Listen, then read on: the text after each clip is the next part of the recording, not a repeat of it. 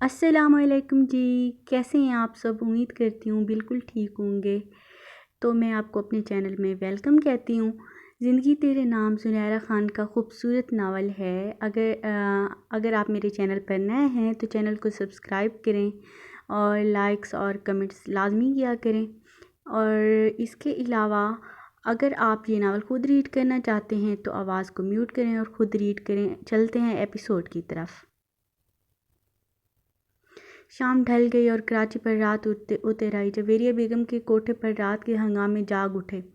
بتیاں جگمگانے لگی اور بڑے سے ہال میں لوگوں کا رش بڑھتا گیا۔ بڑے گاؤں تکیے کے ساتھ ٹیک لگائے مرد ہاتھوں میں جام پکڑے موسیقی سے لطف اندوز ہوتے نشے میں جھوم رہے تھے۔ صوفے پر بیٹھی عورت جس نے گلے میں بھاری سیٹ، ہاتھوں میں سونے کی انگوٹھیاں اور کنگن پہن رکھے تھے، منہ پر میک اپ تھوپا ہوا تھا، عمر کے حساب سے وہ 55 سے 60 کے درمیان ہوگی۔ اپنا دایاں پیر ہلاتی اپنی تیز چھوٹی آنکھوں سے ماحول کا جائزہ لے رہی تھی۔ گول دائرے کے بیچ ایک رقاصہ لہرا لہرا کر اپنی اداؤں سے ارد گرد بیٹھے مردوں کا دل بہلا رہی تھی۔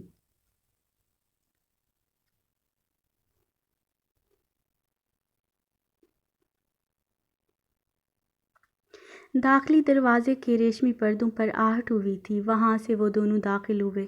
جویریہ بیگم نے آئی برو اٹھا کر ان دو نوجوانوں کو دیکھا تھا۔ ان کے چہرے کی مسکراہٹ گہری ہوئی تھی۔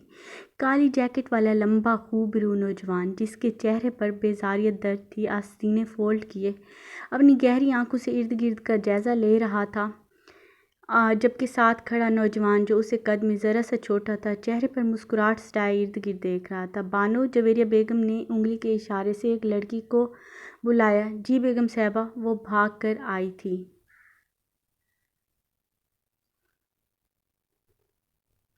بانو، جویریہ بیگم نے انگلی کے اشارے سے ایک لڑکی کو بلایا تھا۔ جی بیگم صاحبہ، وہ بھاگ کر آئی تھی۔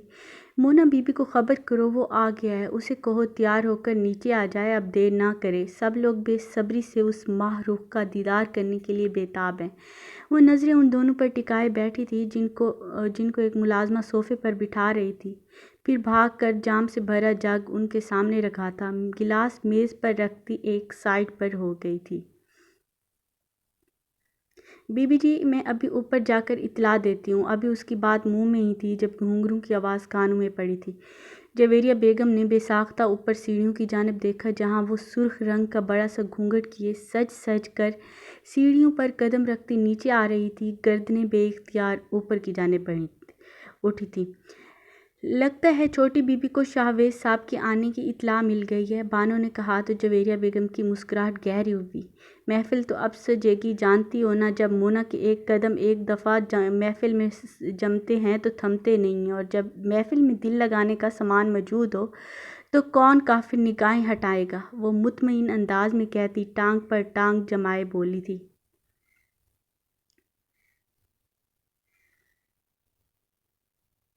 ارہم نے شاہویز کو کونی ماری۔ شاہویز نے سنجیدہ نظروں سے اسے گھورا تھا۔ وہ گھونگھٹ اوڑھے گول دائرے میں آ کر بیٹھی تھی۔ محفل میں خاموشی پھیلی ہوئی تھی۔ اس نے گھونگھٹ سرکایا، بڑا سا گولڈن دوپٹہ پیچھے سرکایا تھا۔ محفل میں شور پیدا ہوا، ارد گرد بیٹھے لوگوں نے نشے میں مدہوش ہو کر پیسوں کی گڈیاں ہوا میں پھینکی تھی۔ گانا بجایا گیا تو اس نے بھی سر اٹھایا تھا۔ مسکراتی مدہوش نظروں سے شاہویز کو دیکھا تھا۔ شاہویز نے بھی نرم مسکراہٹ سے اسے دیکھا۔ وہ دونوں ہاتھ گھٹنوں پر رکھتی ادا سے اٹھی تھی۔ وہ دونوں پیروں کی ایڑیوں کو زمین سے اوپر اٹھائے ناچ رہی تھی، مگر مسلسل نظریں شاہویز پر ہی ٹکی ہوئی تھیں۔ شاہویز نے بیزار ہو کر نظروں کا زاویہ بدلا۔ وہ ارہم کے کہنے پر آ تو گیا تھا، مگر اس کا موڈ سخت خراب ہو چکا تھا۔ ارہم، میں جا رہا ہوں، تجھے چلنا ہے تو چل، ورنہ تم اکیلے آ جانا۔ وہ اٹھا تھا۔ کیا ہوا برو، خیریت ہے؟ ارہم فکر مندی سے بولا تھا۔ ہاں ٹھیک ہے، بس سر میں درد ہو رہا ہے۔ یار وہ تجھ سے ملنا چاہتی ہے، بس 5-10 منٹ بیٹھ جا، پھر چلتے ہیں۔ وہ برا مانتا بولا تھا۔ وہ دوبارہ بیٹھا تھا اور نظریں اٹھا کر اسے دیکھا تھا، جو اس کے کھڑے ہونے پر بے چین نظروں سے اسے دیکھ رہی تھی۔ ڈانس ختم ہوا تو شور مچ گیا کہ دوبارہ ناچو، مگر وہ خفا نظروں سے اسے دیکھتی بھاگ کر سیڑھیاں پھلانگتی اوپر چلی گئی تھی۔ جی بیگم صاحبہ وہ جھکی تھی۔ شاہویز صاحب کو عزت سے مونا بی بی کے کمرے میں چھوڑ کر آؤ، بہت پیسے والا شخص ہے، کام آئے گا بہت۔ آخر میں وہ بھویں اچکاتی مسکرا کر بولی تھی۔ بانو نے سر ہلایا اور تیز قدموں سے چلتی شاہویز کے پاس آئی تھی۔ صاحب جی آپ کو مونا بی بی اپنے کمرے میں بلا رہی ہیں، وہ آواز دھیمی کیے مؤدب لہجے میں بولی تھی۔ شاہویز نے ارحم کو دیکھا تھا۔